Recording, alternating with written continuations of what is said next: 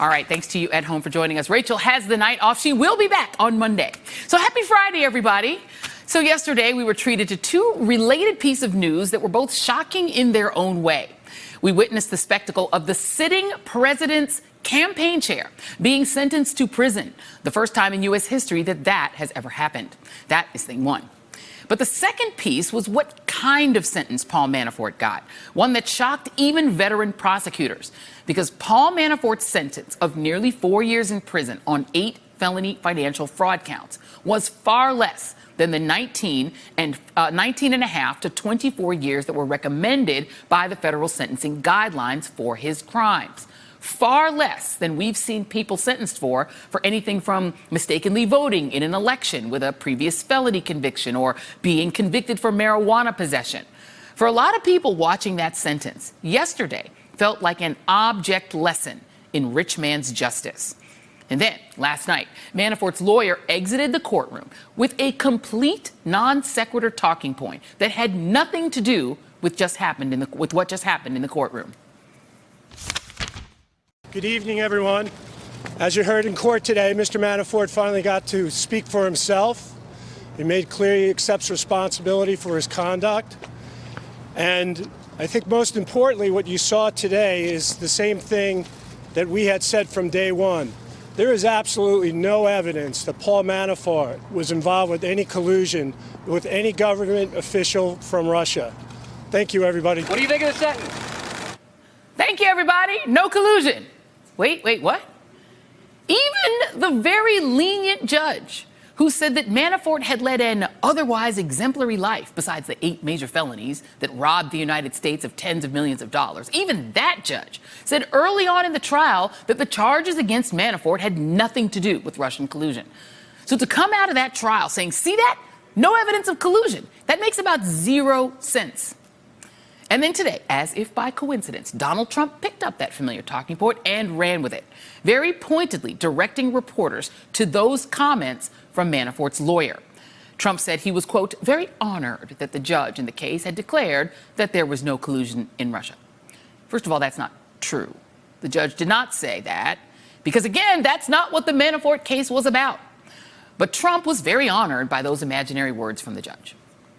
And Donald Trump didn't stop there. He kept on steering the discussion back to no collusion. And even back to his longtime lawyer, Michael Cohen, even though there is literally nothing in the Cohen saga that benefits him. Let's talk about my other close associate who's headed to prison soon. # no collusion.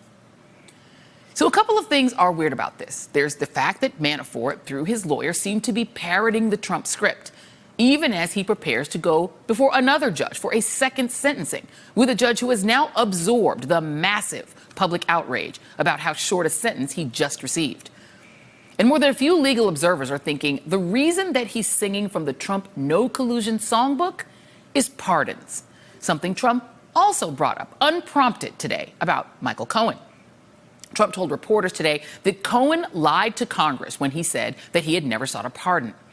Then, as soon as he boarded his plane for Alabama today, Trump tweeted that Michael Cohen had asked him directly for a pardon, and Trump claimed he said no.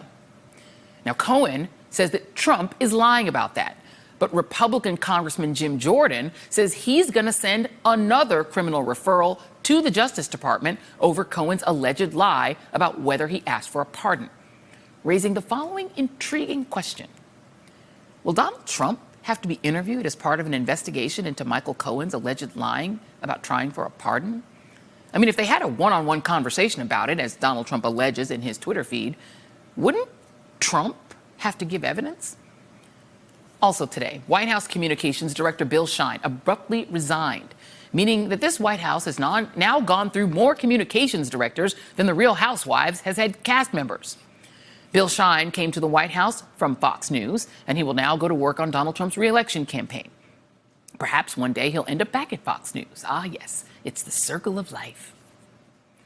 And speaking of White House communications, one of the things that has made this White House different from all the other White Houses is the amount of leaking that happens inside it. This White House is so leaky. Last year, Axios published a piece entitled "White House Leakers Leak About Leaking." in which some of the administration's most prolific anonymous leakers spoke to Axios anonymously about what they leak and why. And when it comes to White House leaking, there's the petty, score-settling kind. There's the kind designed to advance your preferred policy position if you've lost some internal debate. And in this White House, there's even leaking because maybe you think the only way to reach the president is to get something onto the TV so that he can see it during his executive time. But there's also leaking out of concern, leaking that appears to be undertaken to sound the alarm. It was 6 months ago this week that we got the astonishing op-ed in the New York Times in which an anonymous senior Trump administration official described being one of a number of senior administration officials, quote, working diligently from within to frustrate parts of Trump's agenda and his worst inclinations. Quote, we believe our first duty is to this country, and the president continues to act in a manner that is detrimental to the health of our republic. Americans should know that there are adults in the room. We are trying to do what's right, even when Donald Trump won't. Now, your mileage may vary as to whether you thought that op-ed was courageous or self-justifying, reassuring or terrifying. But it was the kind of leak from inside this administration. Here's something I think the American people should know about what's happening here. There have been a number of these. At the beginning of Trump's presidency, anonymous White House officials leaked details and eventually transcripts of Trump's phone calls with foreign leaders. And sure, maybe they did that to embarrass him, but it seemed that some people inside this White House thought the public needed to know what Trump was saying on those calls. There was the report a few months ago that the president was carrying on all kinds of sensitive conversations with friends on his unsecured cell phone. Conversations being listened to by Chinese and Russian intelligence. Now, that leak certainly sounds like a warning or maybe a cry for help.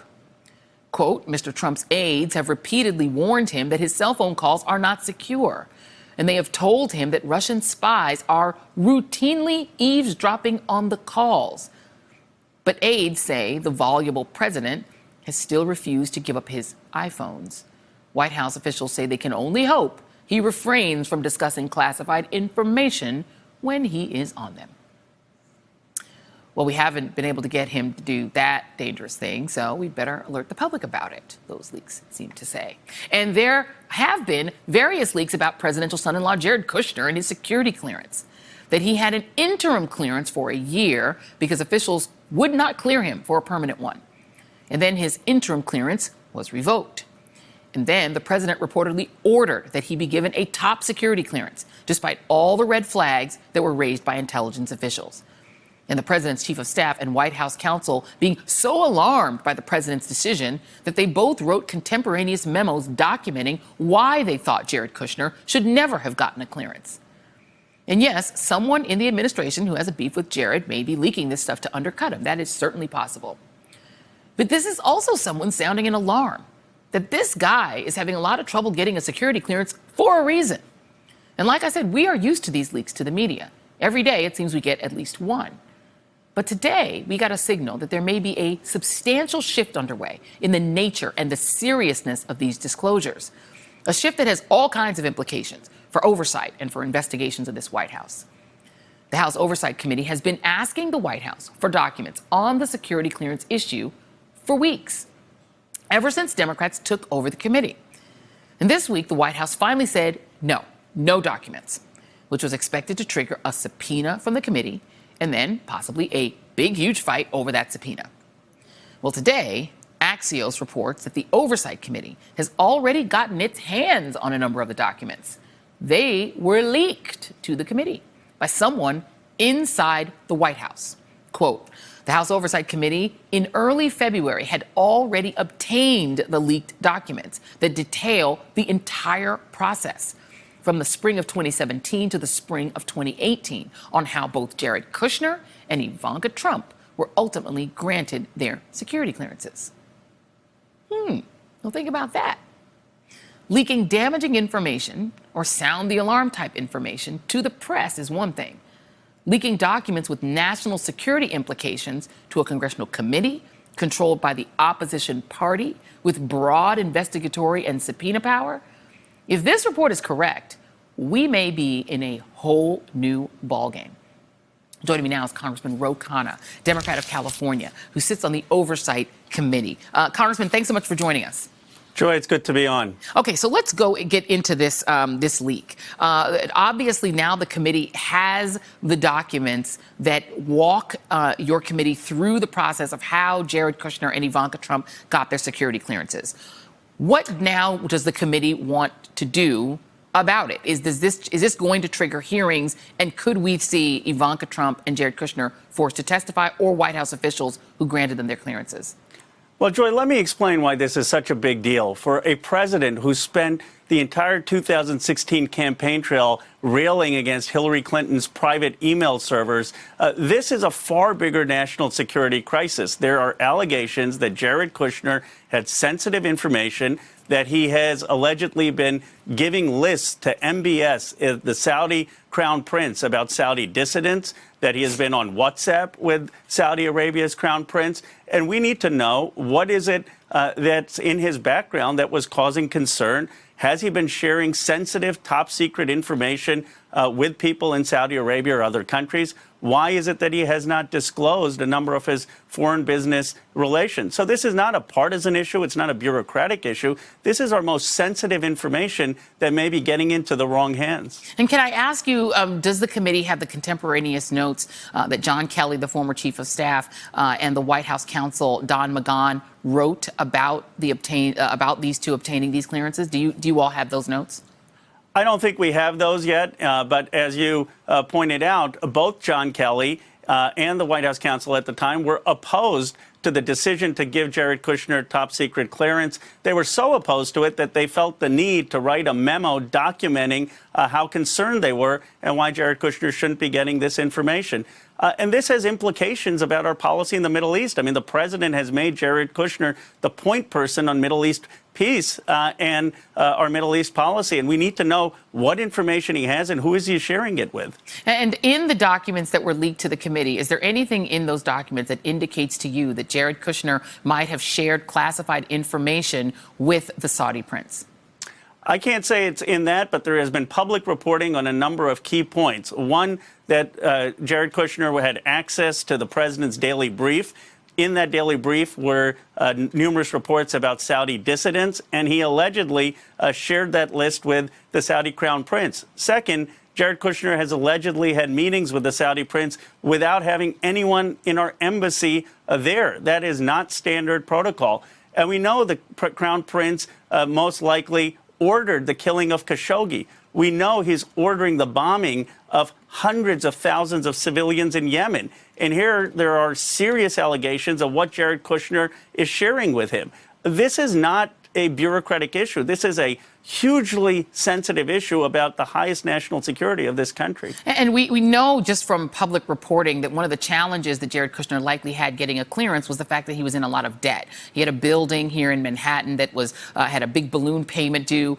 His father was reportedly helping him to try to look for ways to pay that bill. Have you found in anything of those leaked documents, any of those leaked documents, anything that would indicate to you that Jared Kushner was seeking funding, seeking money from the Middle East while he was in the Middle East, purportedly negotiating on the behalf of the United States? Well, I can't comment on those documents, but just in general, with the public reporting, there are huge reports that Jared Kushner hasn't been fully forthcoming about all of his overseas business dealings and all of his foreign contacts. You know, I had a security background check when I worked at the Commerce Department. You have to disclose every single person you've ever met with in a foreign country in the past 7 years.